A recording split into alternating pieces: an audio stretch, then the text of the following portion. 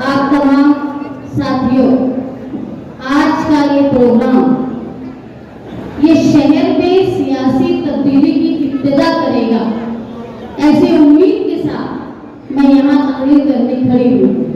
मेरी पार्टी में, समाजवादी पार्टी में नए लोगों की शमूलियत, मैं हमेशा ये बोलती हूँ कि ये पार्टी के वर्कर नहीं है, मेरा खानदान है।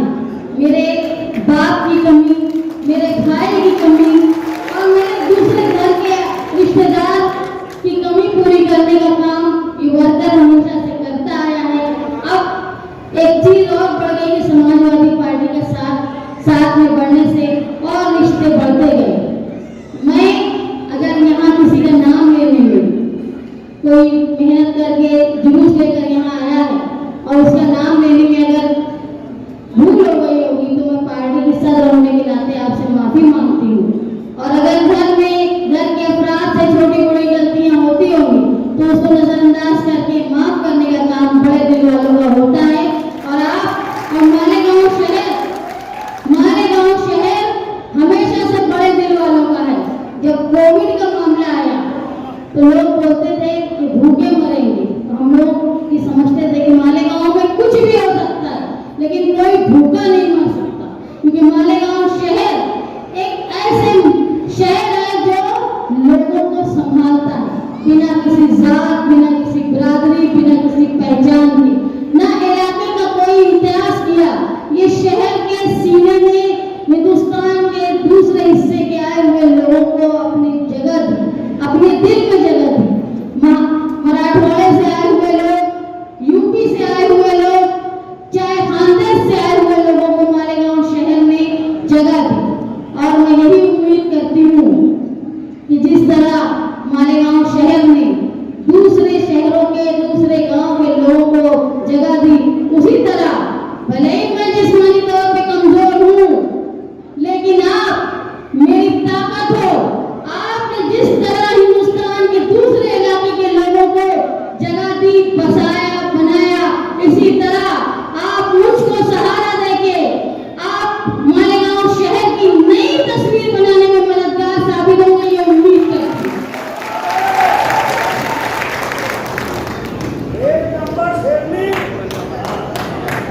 मालेगांव शहर में 1999 के बाद से सियासी नाटक की शुरुआत हुई, जहां लोग ये तो बोलते हैं कि हम 24 घंटा सियासत नहीं करते, लेकिन मैं ये समझना चाहती हूँ कि 24 घंटा सियासत भी नहीं करते तो करते क्या है? क्योंकि उनके घरों का कारोबार भी कुछ नहीं है।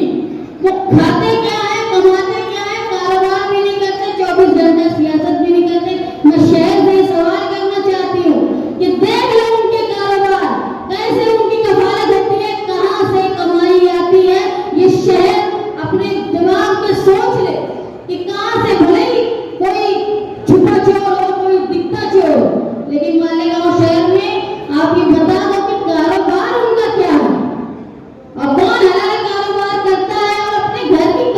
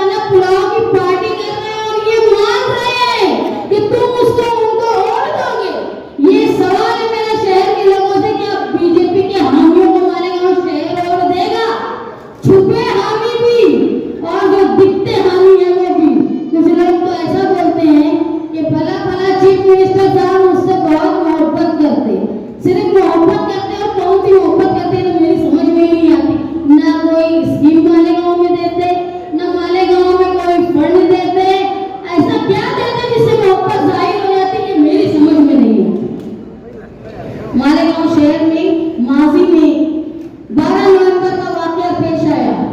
उस वक्त भी दोनों सियासी लीडर जो अपने आप को लीडर बोलते हैं, मेरे वालिद बोलते थे, मैं उनसे पूछी थी कि लीडर किसको बोलते हैं। साहब मुझे बोले थे कि लीडर वो है जो अपने ग्रुप के, अपने टुकड़ी के आगे चलता है।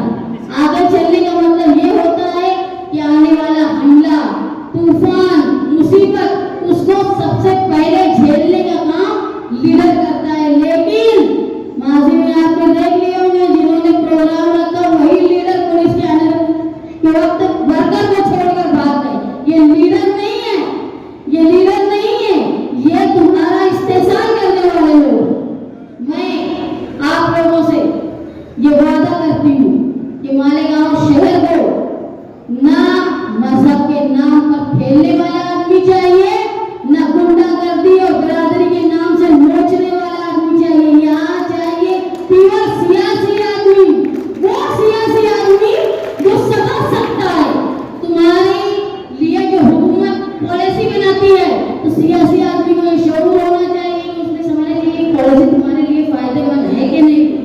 उसको ये समझना चाहिए कि 12 नवंबर जैसा वाकया अगर पेश आ गया तो लीडर का क्या काम होता है, उसको अपने शहर को कैसे बचाना है।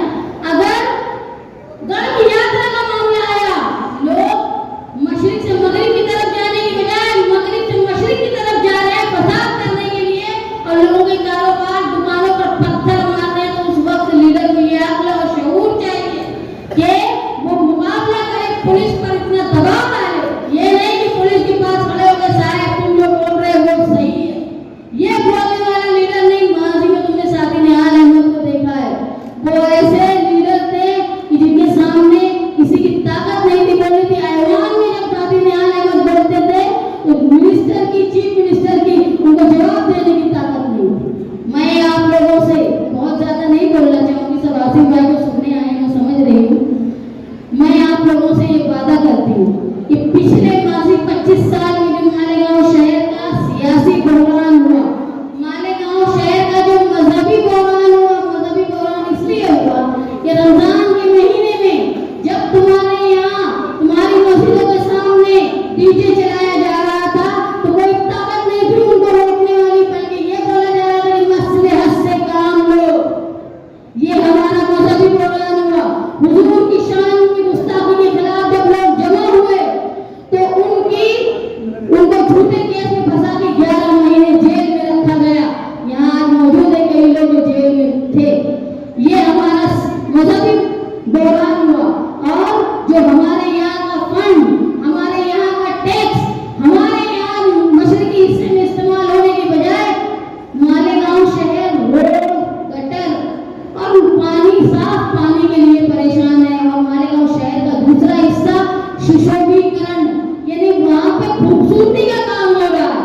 ये जो हमारे टैक्सेस वसूल होते हैं और जो टैक्स हमारे यहाँ इस्तेमाल होने के बजाय शहर के दूसरे हिस्से में इस्तेमाल होते हैं, उसको रोकने की ताकत हमारे लीडरों में नहीं है।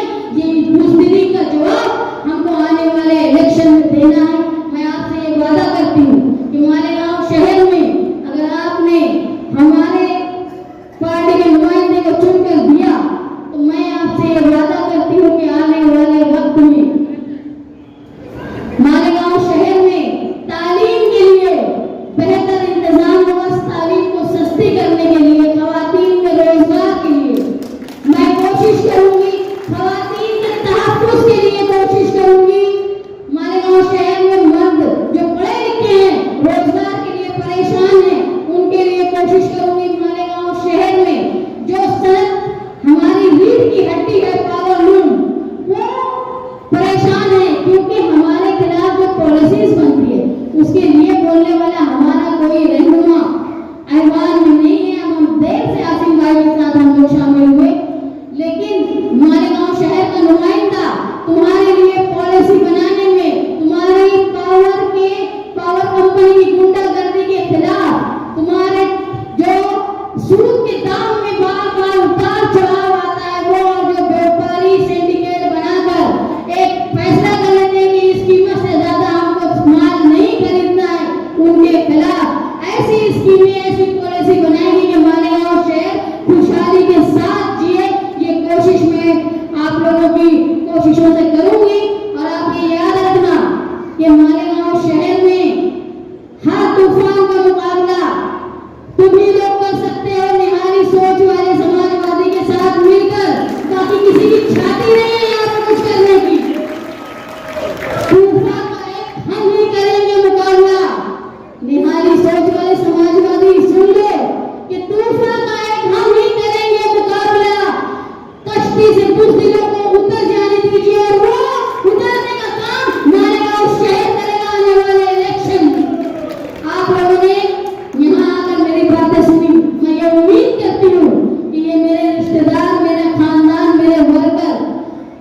यहाँ से जाने